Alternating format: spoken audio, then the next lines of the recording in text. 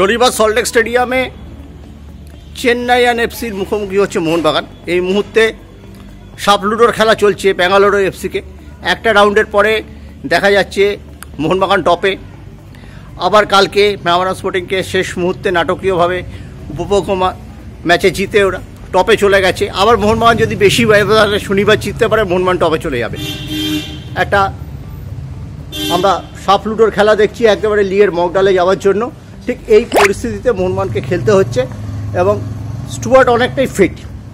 তোমাকে আমি জানিয়ে রাখছি, হয়তো একটা কুচকির ইঞ্জুরি থেকে এসছে। তোমরা জানো যে প্রথম থেকে হয়তো খেলানো হয় না এইসব প্লেয়ারকে, 20-25 মিনিট খেলিয়ে ম্যাচ ফিট করার চেষ্টা হবে। হয়তো সেটাই দিবিত্রির জায়গায় পরবর্তীকালে। পুরো এই প্রেক্ষাপটে কি বলবে? দেখুন, প্রথমেই বলবো যে আইএসএল লিগটা কিন্তু তোমার প্রত্যেকটা টিমই খুব ভালো এবং টপের যে টিমগুলো আছে তাদের সঙ্গে কিন্তু তোমার ওই পয়েন্টের টেবিলে কিন্তু ওই আগের নিচু পিছু এরকম হবে।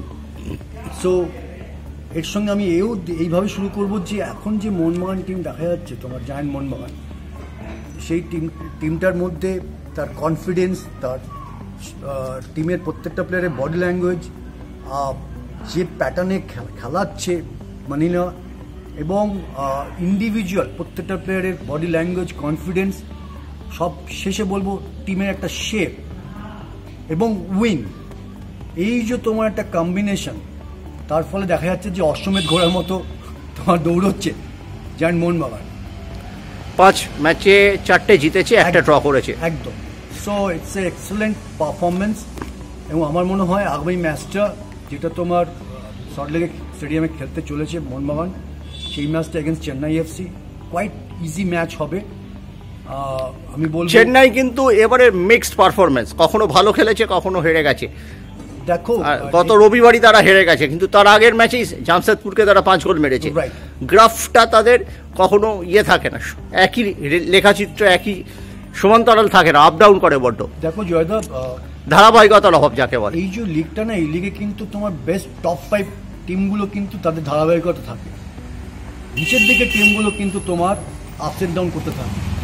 এবং এই টপ 5-এর টিমগুলো কিন্তু তাদের ধারাবাহিকতা রাখলে তবেই কিন্তু তারা চ্যাম্পিয়ন্স হওয়ার দাবিদার রাখে।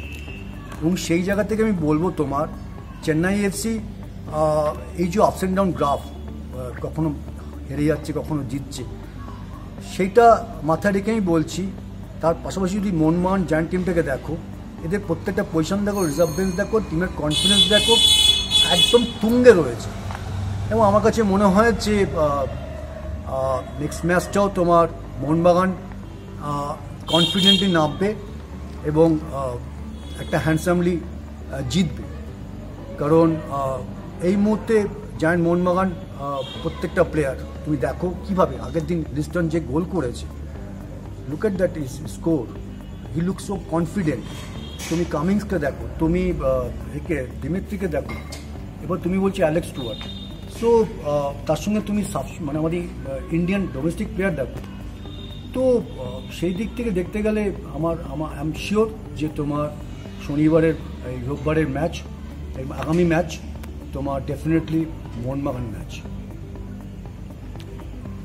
আবার লিগের মগডালে উঠে যাবে। হ্যাঁ, অবশ্যই তোমার এই জায়গাটা ছাড়বে না, কারণ অ্যাজ এ প্রফেশনাল প্লেয়ার হিসাবে বা যে জায়গায়, এটাই স্বাভাবিক। কারণ একটা যখন টপের আমি 1-2-এর মধ্যে লড়াই হচ্ছে, তখন প্রত্যেকটা প্লেয়ারই কিন্তু আরো আরো আরো আরো বেটার একটা জায়গায় আসার জোশ জেদ এগুলো বাড়বে। এক্স্যাক্টলি, এবং ওই টপ জায়গাটাকে ধরে রাখার চেষ্টা করবে। সো আই এম কনফিডেন্ট যে তোমার next match it's Mohun Bagan match, এবং আমার মনে হয় যে মোহনবাগানের দৃষ্টিকোণ থেকে খুব গুরুত্বপূর্ণ ম্যাচ। 3 পয়েন্টটা খুব দরকার। অবশ্যই গুরুত্বপূর্ণ ম্যাচ, সব ম্যাচই গুরুত্বপূর্ণ, কিন্তু যে লেভেলে টিমটা এখন রান করছে সেই জায়গাতে দাঁড়িয়ে আমি বলছি সঙ্গে একটা লাক ফ্যাক্টর থাকে অবশ্যই। সো লাক ফ্যাক্টর তো বেঙ্গালুরুরও আছে, গতকাল আমরা দেখেছি। একদমই তাই। তো সেই জায়গায় দাঁড়িয়ে আমি বলবো যে তোমার